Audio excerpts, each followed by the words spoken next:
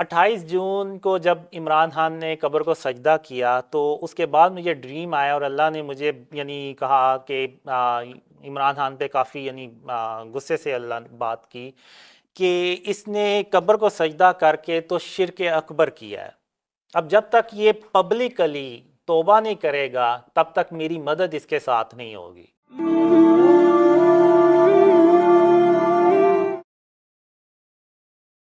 سلامتی ہے، سلامتی ان آنکھوں پہ جو ہدایت پہ نظریں جمائے بیٹھی ہیں، ان کانوں پہ جو ذکر خیر کے منتظر رہتے ہیں، اور ان قدموں پہ جو ہدایت کی راہ پہ گامزن ہیں۔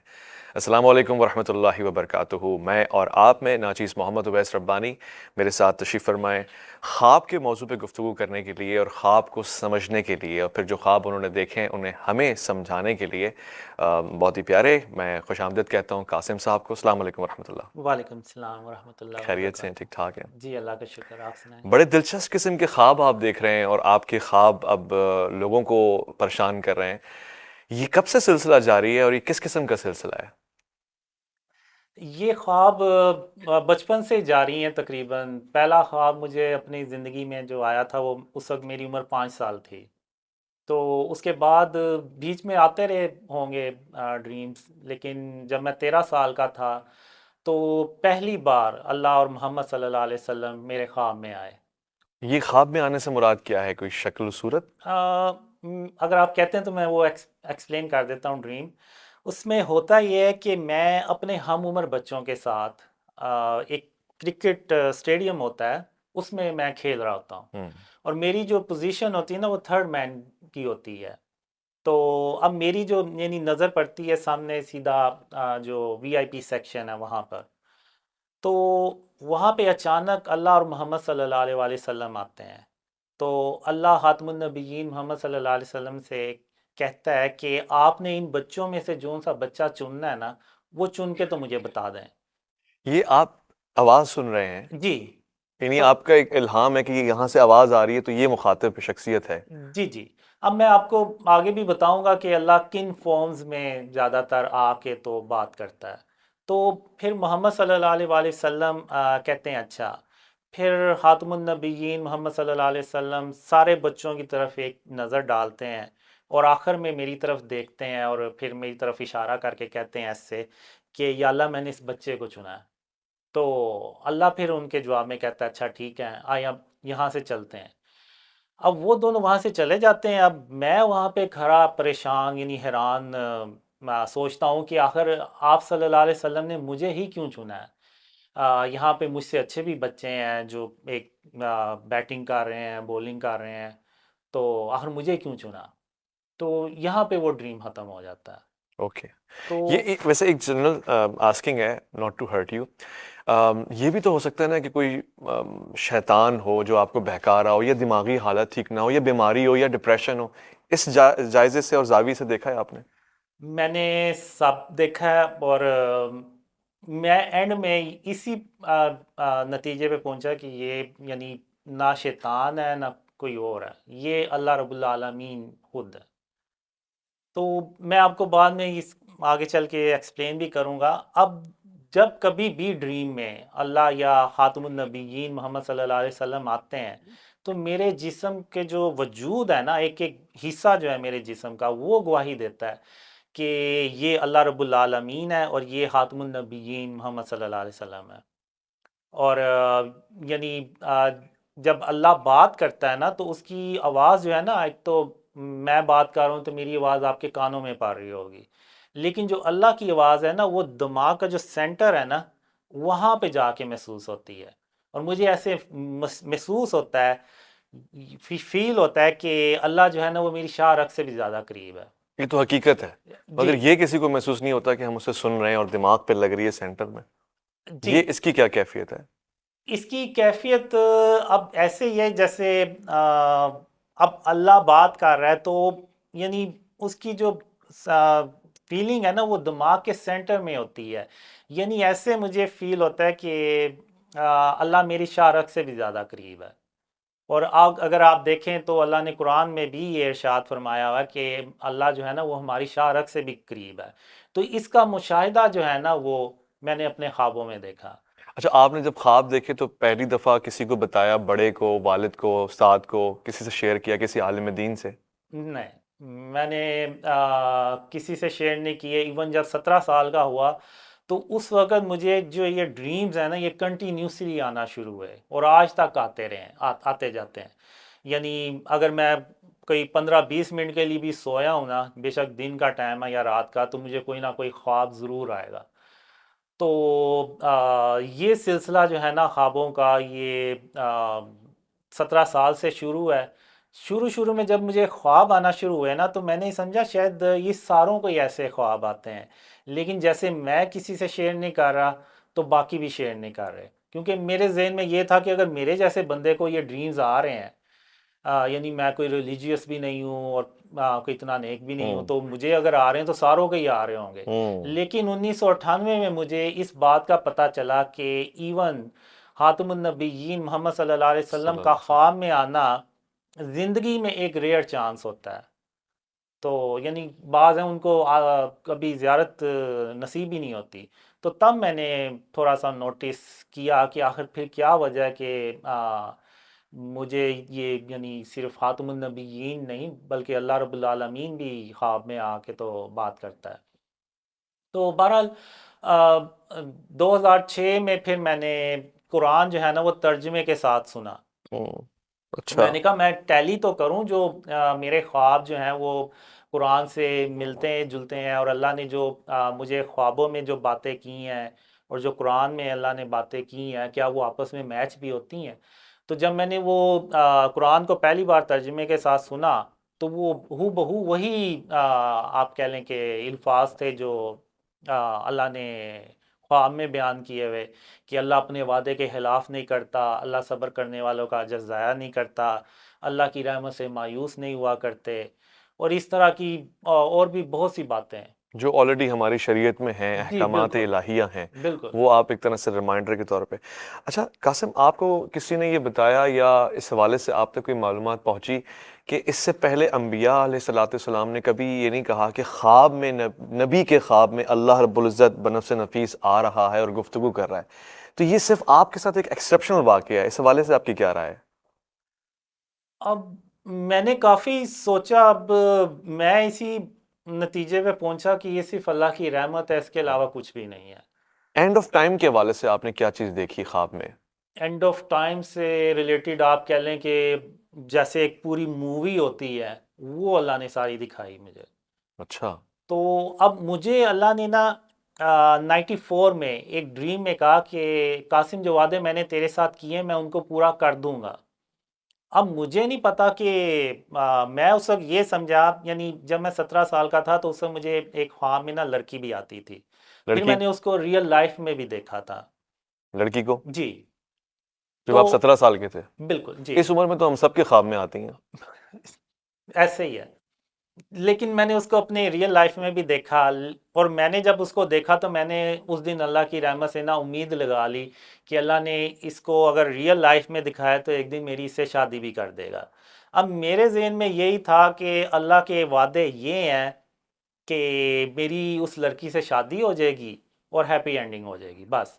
لیکن جب وہ 2013 میں وہ لڑکی مجھے چھوڑ گئی ہوں اور جنوری 2014 میں ہوں اللہ نے مجھے کہا کہ قاسم میں نے اس لڑکی کے ذریعے تیری 20 سال آزمائش کی، میں دیکھنا چاہتا تھا کہ تو اللہ کی رحمت سے مایوس ہونے والوں میں سے تو نہیں ہے.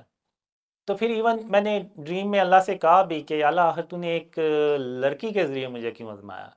تو اللہ نے کہا کہ قاسم میں نے اتنے سال تیری آزمائش کرنی ہی تھی چاہے اس کا طریقہ کچھ بھی ہوتا. ہوں تو بہرحال پھر اس کے بعد 20 یا 22 اپریل 2014 اللہ نے پہلی بار مجھے کہا کہ قاسم جو خواب میں نے تمہیں دکھائے ہیں وہ لوگوں سے بیان کرو، میں دنیا والوں کو دکھانا چاہتا 2014 ہوں. میں جی 2014 میں. لڑکی کے چھوڑنے کے بعد؟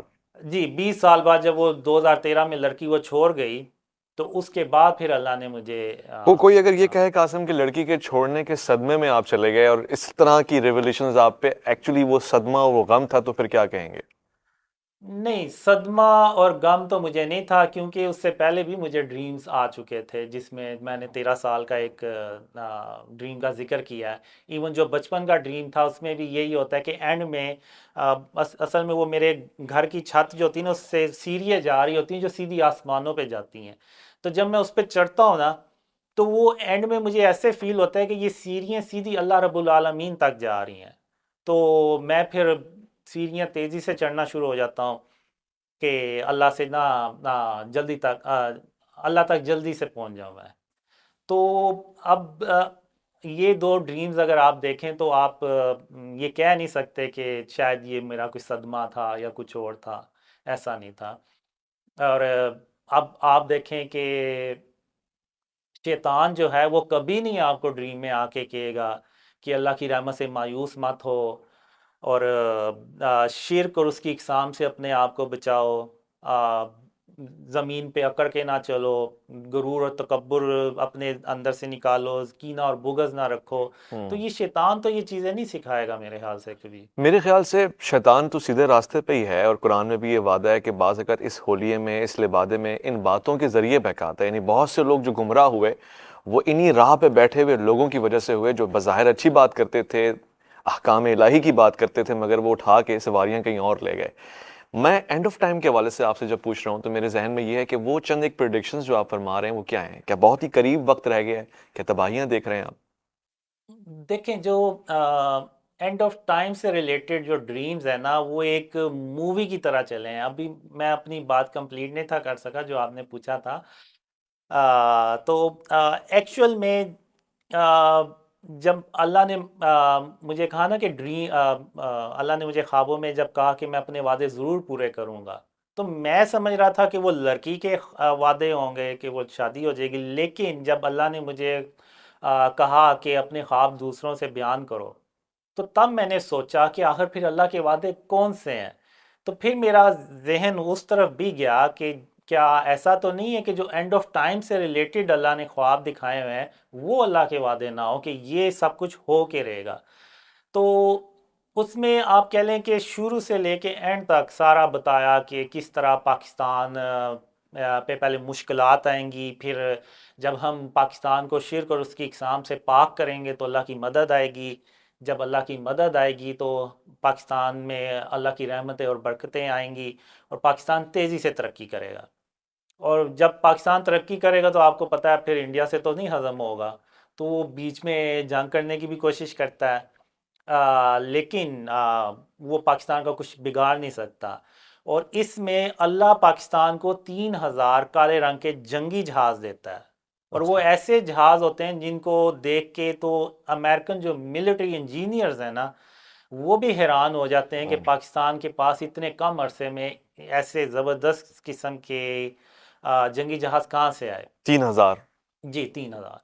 تو وہ کرتے کرتے پھر مڈل ایسٹ میں ورلڈ وار 3 شروع ہوتی ہے، اور وہ پھر ورلڈ وار 3 بڑھتے بڑھتے پاکستان تک جب آتی ہے تو سارے آپ کہہ لیں کفار جو ہوتے ہیں نا، انڈیا میں جمع ہو جاتے ہیں۔ یعنی آپ اگر یہ کہیں کہ پاکستان اکیلا ہوتا ہے اور دوسری طرف 100 کفاروں کے ملک جو ہے نا وہ اکٹھے ہو جاتے ہیں پاکستان کے خلاف، اور یہ وہ جنگ ہوتی ہے جس کو کہ آپ نے حدیثوں میں بھی پڑھا ہوگا، جس کو غزوہ ہند کے نام سے بتایا گیا ہے۔ انڈیا پاکستان کے درمیان۔ جی، لیکن اس میں انڈیا کے ساتھ سارے یعنی اتحادی بھی اس کے شامل ہوتے ہیں، اچھا۔ امریکہ، اسرائیل، سارے۔ تو اب یہاں پہ وہ کالے رنگ کے جنگی جہاز بھی یوز ہوتے ہیں، اور اللہ کی مدد بھی پاکستان کے ساتھ ہوتی ہے، اور پاکستان غزوہ ہند جیت جاتا ہے۔ اوکے۔ اور مسلمانوں کو ورلڈ وار 3 میں پہلی کامیابی جو ملتی ہے نا وہ غزوہ ہند کی صورت میں ملتی ہے۔ پھر اس کے بعد پاکستان مڈل ایسٹ میں کودتا ہے، اور وہاں پہ رشیا اور امریکہ جیسی سپر پاورز کو شکست دیتا ہے، اور خود پاکستان جو ہے نا وہ سپر پاور بن جاتا ہے۔ اور پھر پاکستان جب خاتم النبیین محمد صلی اللہ علیہ وسلم کا سچا اسلام پوری دنیا میں پھیلاتا ہے تو پوری دنیا امن سے بھر جاتی ہے۔ تو یہ امن جو ہے تقریباً 7 سال تک رہتا ہے، پھر اس کے بعد اچانک دجال آ جاتا ہے، اور جب دجال آ جاتا ہے تو لوگ اس کو جوک در جوک جوائن کرتے ہیں، اوکے۔ کیونکہ اس کے پاس ایسی پاورز ہوتی ہیں کہ یعنی وہ خدائی کا دعویٰ بھی کرتا ہے اور ایسی پاورز ہوتی ہیں کہ وہ اپنے دعوے کو سچا بھی ثابت کر دجال دیتا کوئی پرسن ہوتا ہے، کوئی بلا ہوتی ہے. ہے جی شکل؟ نہیں، ایک انسان ہوتا ہے. ایک انسان ہوتا ہے. جی وہ گوری چمڑی کا ہوتا ہے، سیاہ فام ہوتا ہے، پاکستانی ہوتا ہے؟ جو میں نے ڈریمز میں دیکھا ہے وہ مڈل ایسٹ سے ہوتا ہے، یعنی مڈل ایسٹ سے. عربی آپ کہہ لیں. اور لباس اس کا انگریزی لباس ہوتا ہے؟ پہلے تو وہ جب اچھا انسان ہوتا ہے تو وہ ظاہر سی بات ہے عربی لباس ہی پہنتا ہے، بعد میں وہ پھر چینج کر شارٹس لیتا. پہن کے آ جاتے ہیں نہیں نہیں بنیان نہیں میں؟ نہیں، ایسا بھی نہیں ہوتا. بس اس کا لباس ایسے ہوتا ہے جیسے پتہ نہیں کوئی بہت بڑا کوئی کمانڈر ہے یا کیا، یعنی جیسے آپ کہہ لیں کوئی فالس گوڈ استغفر اللہ، یعنی اس طرح کا کوئی اس کا حلیہ ہوتا ہے پہلے عربی لباس پہنا ہوتا ہے اس نے، جبہ وغیرہ. جب وہ صحیح ہوتا ہے. جی یعنی اس سے پہلے دجال ایک اچھا انسان ہوتا ہے، نمازی پرہیزگار، ہاں، پھر اچانک سے وہ یو ٹرن لیتا ہے اور خطرناک آدمی بن جاتا ہے. ایسے ہی ہوتا ہے اور اس کو پاورز ملتی ہیں اور شیطان اس کی مدد کرتا ہے ان پاورز کو اپ گریڈ کرنے میں، یعنی جادوئی طاقتیں. اچھا قاسم، آپ موویز وغیرہ دیکھنے کا شوق رکھتے ہیں، ہارر موویز یا فینٹیسیز اس طرح کی؟ پہلے مجھے تھا لیکن جب سے اللہ نے وہ شرک اور اس کی اقسام کے بارے میں بتایا تو میں نے وہ پھر موویز دیکھنا چھوڑ دی ہوئی ہیں. یعنی کس عمر تک آپ نے موویز دیکھی؟ میں بعض اوقات فینٹیسیز بہت پسند کرتا ہوں. 2007 تک. اس سے پہلے میں نے دیکھی ہیں لیکن اس کے بعد میں نے بہت کم چانس ہے دیکھی ہیں. ایک اسکیپ پلان تھا، اس کے بعد میں نے دیکھی تھی، یا ایک وہ جوریسس پارک کا کوئی آیا تھا، بس میں نے وہ دیکھی، اس کے صحیح. علاوہ نہیں. خواب جو آپ دیکھتے ہیں آپ کو یاد رہتے ہیں معمول میں؟ جو زیادہ تر خواب آتے ہیں نا وہ جیسے ہی اٹھتا ہے نا وہ ڈیلیٹ ہونا شروع ہو جاتے ہیں، یعنی میموری سے نکلنا شروع ہو جاتے ہیں. لیکن کچھ جو اچھے خواب ہوتے ہیں وہ سالوں تک یاد رہتے ہیں. اچھا. یعنی جس میں آپ کہہ لیں اللہ یا محمد صلی اللہ علیہ وسلم اگر آئے ہیں، یا کوئی اور اچھے خواب ہیں، یا کچھ برے بھی اگر کر لیں تو وہ مجھے پھر یاد رہتے ہیں، اور یہ اللہ کی رحمت سے یاد رہتے ہیں. ویسے کرکٹ کا ورلڈ کپ چل رہا ہے اور اس حوالے سے کوئی خواب آپ نے دیکھا ہے؟ نہیں، میں نے نہیں دیکھا. اور اس طرح کی چیزوں پہ معمولاً سیاست کے اوپر کوئی خواب آپ دیکھتے ہیں؟ مثلا عمران خان کے حوالے سے بھی آپ نے کچھ دیکھا تھا؟ عمران خان سے کے متعلق بہت ڈریمز آئے تھے. اچھا. جی، اور بہت ڈریمز آئے اور سچے بھی ہوئے. جب وہ ڈریمز آئے تو میں نے یعنی اس وقت ہوتے تھے عمران عباسی ہوتے تھے یو کے سے، اور اویس نصیر، عبداللہ قریشی اور اس طرح کے اور تھے. تو میں نے کہا کہ مجھے نہیں لگتا کہ میرے خواب جو عمران خان سے ریلیٹڈ آ رہے ہیں یہ سچے ہوں گے، کیونکہ عمران خان بڑا وہ کیا کہتے ہیں لڑنے والا ایک انسان ہے. تو لیکن وہ آپ دیکھیں تو وہ خواب ویسے ہی سچے ہوئے جیسے کہ اللہ نے خواب دکھائے. اچھا کیا تھے وہ خواب؟ کیونکہ آپ کو اس وقت اپنے خواب پہ اعتماد نہیں تھا جیسے آپ نے کہا. نہیں، اعتماد تو تھا لیکن اس سینس میں کہ جیسے اگر آپ دیکھیں تو کیا خواب تھا وہ، جیسے خان صاحب کے حوالے سے آپ نے؟ اسٹیبلشمنٹ نے عمران خان کا آج تک ایسے کسی وزیر اعظم کا ساتھ نہیں دیا جیسے عمران خان کا ساتھ دیا. اب میں آپ کو شروع سے سناتا ہوں. 28 جون کو جب عمران خان نے قبر کو سجدہ کیا تو اس کے بعد مجھے ڈریم آیا اور اللہ نے مجھے یعنی کہا کہ عمران خان پہ کافی یعنی غصے سے اللہ نے بات کی کہ اس نے قبر کو سجدہ کر کے تو شرک اکبر کیا ہے. اب جب تک یہ پبلکلی توبہ نہیں کرے گا تب تک میری مدد اس کے ساتھ نہیں ہوگی، اور نہ میں اس کی توبہ قبول کروں گا جب تک یہ پبلکلی توبہ نہ کرے. تو اس کے بعد مجھے 25 جولائی کو دوسرا ڈریم آیا جس میں عمران خان وزیر اعظم بن جاتے ہیں لیکن اس طرح سے کامیاب نہیں ہو پاتے جس طرح سے کہ وہ وعدے کر کے آئے ہوتے ہیں. اور اس کے مین ریزن میں یہی بتاتا ہوں عمران خان کو کہ آپ نے جو قبر کو سجدہ کیا تھا تو اس کے بعد اللہ کی مدد آپ کے ساتھ نہیں تھی، تو اس وجہ سے آپ ناکام ہوئے ہیں. تو پھر اس کے بعد مجھے ڈریم آیا کہ یعنی ایک ایسا ڈریم ہوتا ہے کہ جس میں عمران خان ناکامی کی طرف چلتے جا رہے ہوتے ہیں اور سارے ان کو کہتے ہیں کہ آپ ناکام ہو رہے ہیں، آپ کامیاب نہیں ہو رہے، لیکن عمران خان کہہ رہے ہیں کہ نہیں میں کامیاب ہو رہا ہوں. اور پھر وہ بات کھل کے سامنے آ جاتی ہے کہ عمران خان بھی ناکام ہو گئے. اور اچھا. پاکستانی جو ہے نا بڑے وہ اپسیٹ ہوتے ہیں کہ عمران خان بھی ناکام ہو گیا. اوکے. پھر اس کے بعد ایک ڈریم آیا کہ جس میں عمران خان کے دور میں پاکستان میں نا ایک زمین دھنس جاتی ہے، یعنی ایک دریا کی مانند ہوتی ہے اور پوری ایک لائن سی آتی ہے اور کافی چوری بھی ہوتی ہے جس کی وجہ سے اور بہت ڈیپ دھنستی ہے جس کی وجہ سے بہت سے لوگوں کے کاروبار متاثر ہوتے ہیں. تو اگر آپ دیکھیں تو کرونا وائرس عمران خان کے دور میں آیا، اور چونکہ جو ڈریمز ہوتے ہیں نا وہ سمبولک ہوتے ہیں، تو زمین کا دھنسنا ایک قدرتی آفت کو ٹھیک ہے، ظاہر کر رہا نیچرل تھا، ڈیزاسٹر تھا۔ اور وہ عمران خان کے دور میں آیا۔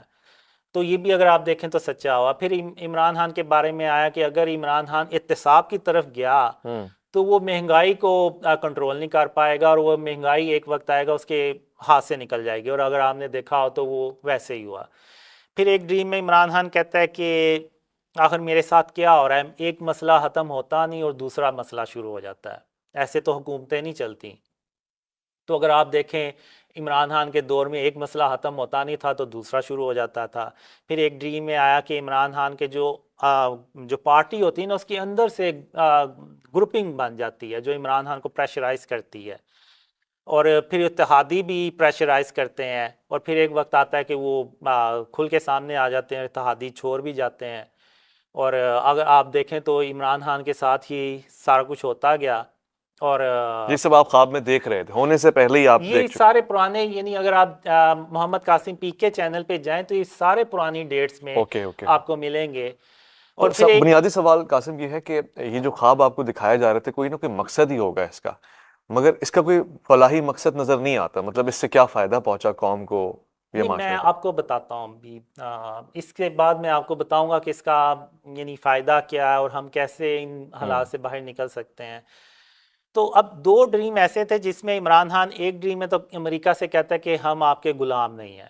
پھر ایک 6 مارچ 2020 کو مجھے ڈریم آیا جس میں عمران خان کہتے ہیں کہ ٹھیک ہے، تنگ آگے کہتے ہیں ٹھیک ہے، اگر آپ سمجھتے ہیں کہ میری جگہ کوئی اور وزیر اعظم بن کے مجھ سے اچھی پرفارمنس دکھا سکتا ہے تو آپ ٹھیک ہے، آپ اس کو لیں اور میں چلا جاتا ہوں۔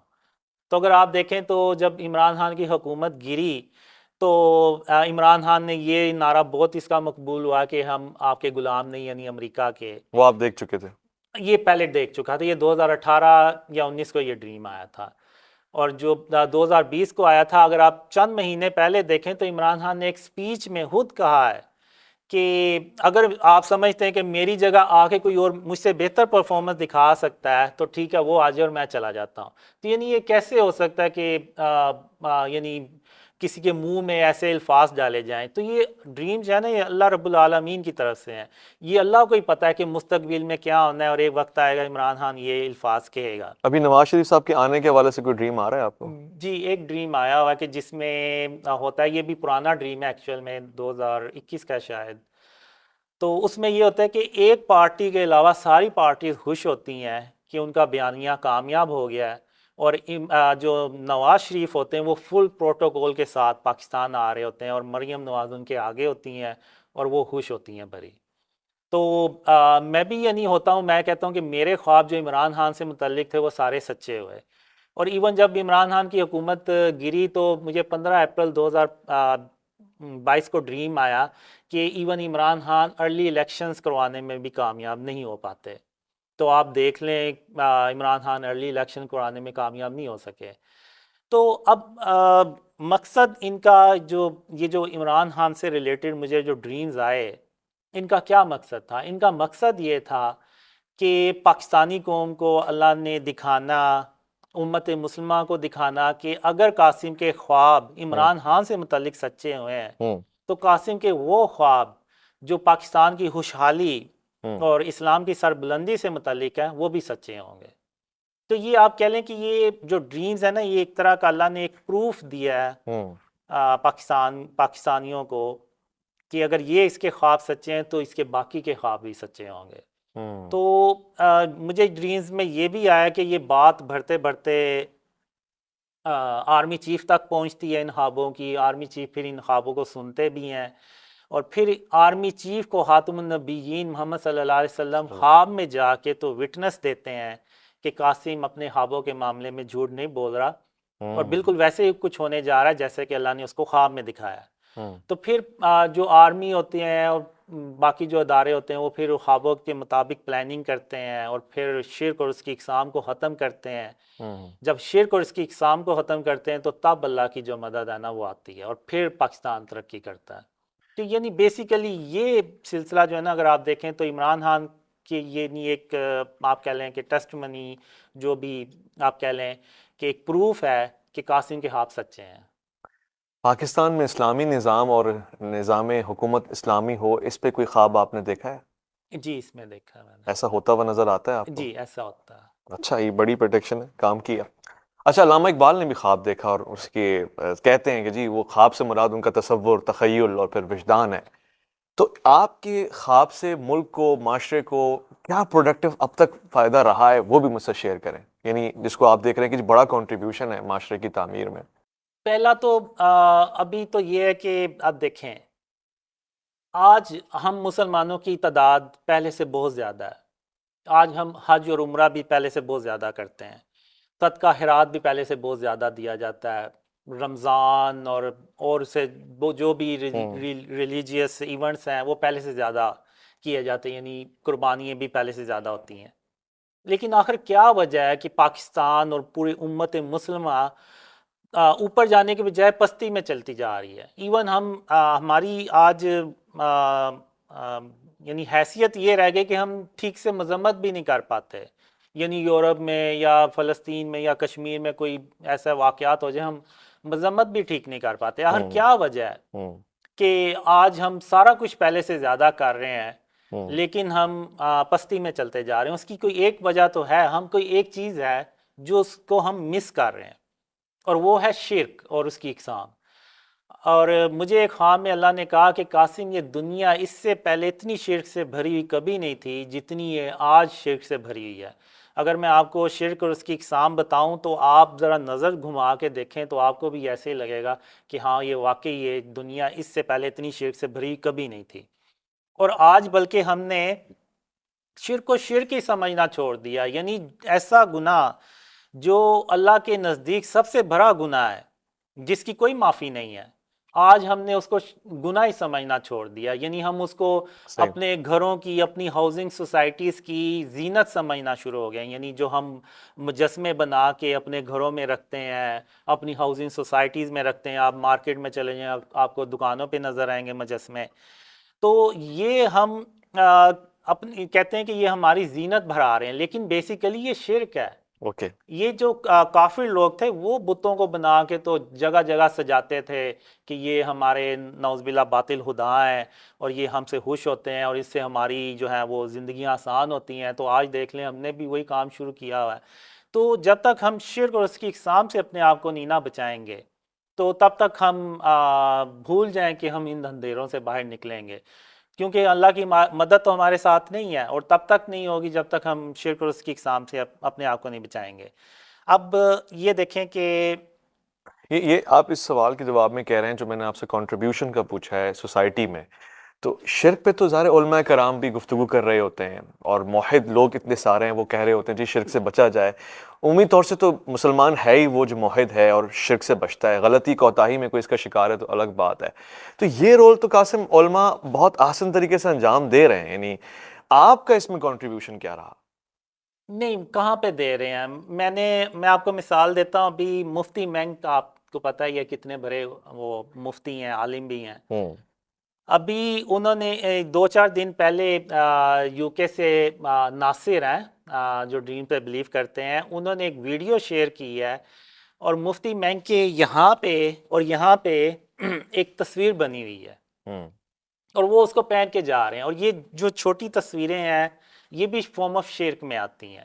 تو اچھا آپ مجھے یہ بتائیں کہ جب آج کے دور کے عالم جو ہیں وہ خود ان کو خود نہیں پتا کہ یہ جو ہم نے پہنا ہوا ہے، ہماری جو تصویریں یہاں پہ لگی ہوئی ہیں یہ شرک کے فارمز ہیں، جب ان کو یہ نہیں پتا تو پھر وہ کیسے اپنے آپ کو شرک سے بچاتے ہوں گے؟ آپ یوٹیوب پہ جائیں، آپ سرچ کریں، آپ کو ایسی بہت سی ویڈیوز مل جائیں گی کہ مکہ میں لوگ گئے ہوئے ہیں جن کے جسموں پہ ٹیٹوز بنے ہوئے ہیں، صحیح۔ ان پہ تصویریں بنی ہوئی ہیں۔ آپ مجھے بتائیں کہ امام کعبہ کے نوٹس میں کیا یہ چیز نہیں آئی ہوگی؟ क्या उन्होंने ये देखा नहीं होगा कि ये शिर्क में चीज़ें आती हैं तो इसको पाबंदी लगाई जाए ऐसे लोगों पे कि जिन्होंने यानी ऐसी शर्ट्स पहनी हुई हैं जिन पे तस्वीरें हों या जिनके टैटूज बने हों, उनको उम्रे की इजाज़त ही ना दी जाए, अंदर ही मक्का और मदीना की मस्जिदों में ही ना आने दिया जाए। आप यहाँ से इस मिसाल से आप देख लें कि उलमा इन चीज़ों पे यानी जो शिर्क ऐसा गुनाह जिसकी कोई माफ़ी नहीं है उस पर कितनी सख्ती से अमल कर रहे हैं, आप इस मिसाल से देख लें। आपकी गुफ्तगू से लग रहा है कासिम कि आप माशाल्लाह मदरसे वगैरह पढ़े हुए हैं या आलिम दीन का कोर्स आपने किया हुआ है कि शिर्क को आप इतनी नज़ाकत और हसासियत से समझ भी रहे हैं और समझा भी रहे हैं। ऐसा है, आपने आलिम दीन का कोई कोर्स किया है? नहीं, मुझे सिर्फ अल्लाह और खातमुन नबिय्यीन मोहम्मद सल्लल्लाहु अलैहि वसल्लम ने ख्वाबों के ज़रिए ये सारा कुछ सिखाया। तो फिर आप किसी चीज़ को यानी तस्वीर के लगे होने को शिर्क डेफिनेटली कैसे करार दे रहे हैं? कोई सनत है? क्योंकि इस पे तो मुख्तलिफ लोगों की मुख्तलिफ आरा भी हो सकती हैं। इतना क्लियर पॉइंट ऑफ व्यू तो एक आलिम दीन या कोई मुस्तनद पोजीशन पे बैठा हुआ बंदा ही दे सकता है। देखें, इसमें आपको कुरान में भी मिसालें मिल जाएंगी और आपको अहादीस में भी मिसालें मिल जाएंगी।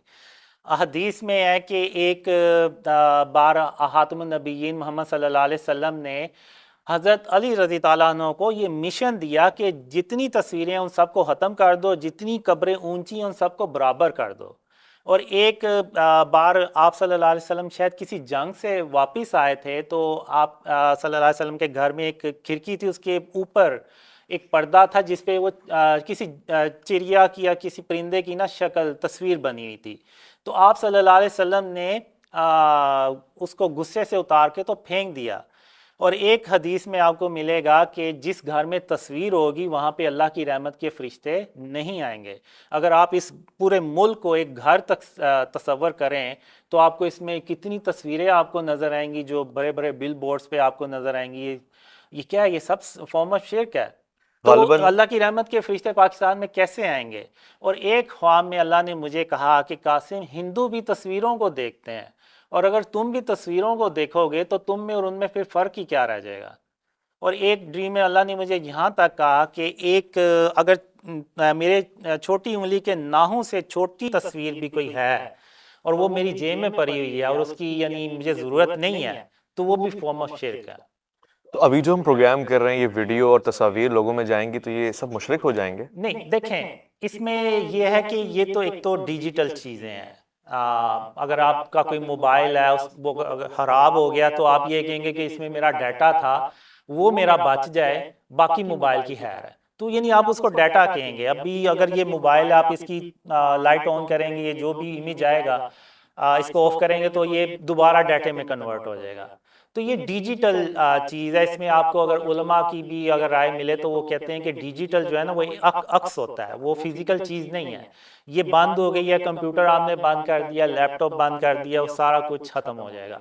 लेकिन अगर कोई फिजिकल चीज़ यानी यहाँ पे कोई तस्वीर लगी हुई है, यहाँ पे कोई मुजस्मा पड़ा हुआ है जिसको आप डेकोरेशन पीस कह लें, कोई खरगोश की शक्ल का हो सकता है, कोई हिरन की शक्ल का हो सकता है, कुछ और, तो आप अगर हम यहाँ पे ये लाइटें वगैरह सारा कुछ बंद करके चले भी जाएंगे ना तो उनका जो वजूद है ना वो वहाँ पे बाकी रहेगा, वो ख़त्म नहीं होगा। लेकिन हम यहाँ भी डिजिटल में भी जितना हो सकता है हम अवॉइड करते हैं इस चीज़ को। और यानी ठीक है। अगर आप देखें तो हमारी, अगर आप व्हाट्सएप पे अगर हमारी प्रोफाइल्स देखें या सोशल मीडिया पे देखें, उधर हमने तस्वीरें नहीं यूज़ की हुई। आपने? मैंने भी, ये जो बाकी हैं जो ड्रीम्स शेयर करते हैं उन सब ने जो प्रोफाइल पिक्चर है ना वो उस पर तस्वीर नहीं लगाई हुई। एनआईसी पे लगी हुई है पिक्चर? देखें, ये मैं आपको बताऊं कि ये जो गवर्नमेंट के रूल्स है ना, ये मैं आपको एक्सप्लेन कर दूं कि जहां पे अल्लाह ने मुझे ख्वाब में भी कहा है कि कासिम, जब तक के इस्लामी निज़ाम ना आ जाए, ऐसा निज़ाम जो शिर्क से पाक हो, तब तक गवर्नमेंट का जो रूल है उसको फॉलो करना है। ओके। अगर किसी का रिस्क उससे जुड़ा हुआ है तो वो उसको जायज़ है। यानी अगर कोई फोटोग्राफर है, उसका काम ही तस्वीरें खींचना है और पासपोर्ट पे या इस तरह की बड़ी लगाना है, उसका रिस्क है। अब ये तो नहीं हो सकता कि उसको वो कहा जाए कि ये तुम ख़त्म करके तो कोई और यानी नौज़बिल्ला वो कोई बंदूक उसको पकड़ा दें या भीख मांगना शुरू हो जाए, ऐसे नहीं है।